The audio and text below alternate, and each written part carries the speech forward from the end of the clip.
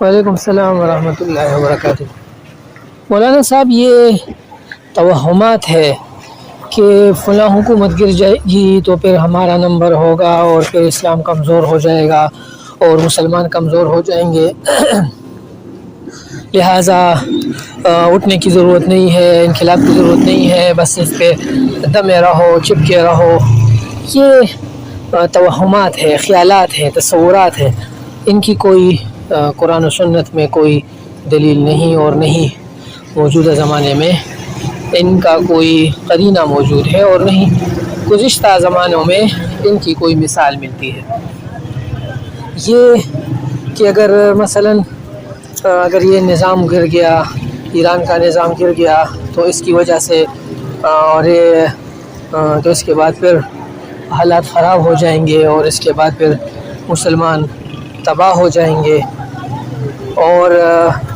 اگر ایران ہلاک ہو گیا تو اور ایران کا نظام تباہ ہو گیا تو اس کا نقصان یہ ہوگا کہ ہم تباہ ہو جائیں گے، اور اس کے بغیر یہ قسم کا دفاعی ہمارا دفاع ہے، اور یہ بات غلط ہے۔ جب بھی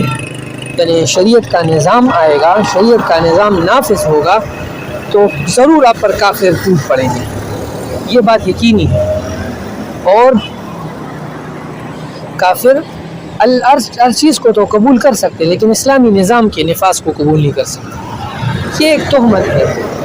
اور یہ بات یقینی ہے کہ جو مغربی نظام ہے، یہ اس کا خاتمہ ہونے والا ہے، اور ان احداث سے ہی ان کا خاتمہ ہوگا۔ یہ جو موجودہ زمانے میں جو حالات چل رہے ہیں تو یہ حالات ہی اس نظام کی خاتمے کا پیش خیمہ ہے۔ اور اگر امام مہدی کا کام کریں گے اور امام مہدی کا نظام اگر آئے گا تو اس کی وجہ سے پوری دنیا کی نقصان، پوری دنیا مسلمانوں کا نقصان ہوگا، اور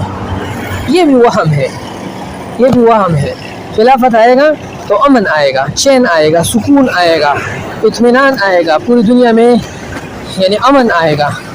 پوری دنیا میں مسلمانوں کی غربت ختم ہوگی، پوری دنیا میں اسلام کا بول بالا ہوگا اور شریعت کا بول بالا ہوگا۔ کفری نظام اور کفر کے نظام میں جو ناانصافی ہے اور جو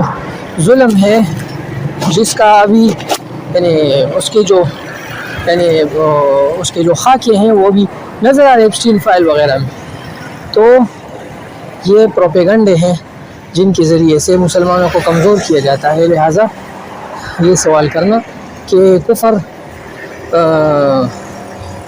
کا نظام تو چل سکتا ہے لیکن ظلم کا نہیں چل سکتا، بھائی یہ ظلم، کفر ہی ظلم ہے، کفر کے ضمن میں ہی ظلم ہوتا ہے۔ یہ توہمات ہے، اس کی حقیقت سے کوئی دور کا بھی واسطہ نہیں۔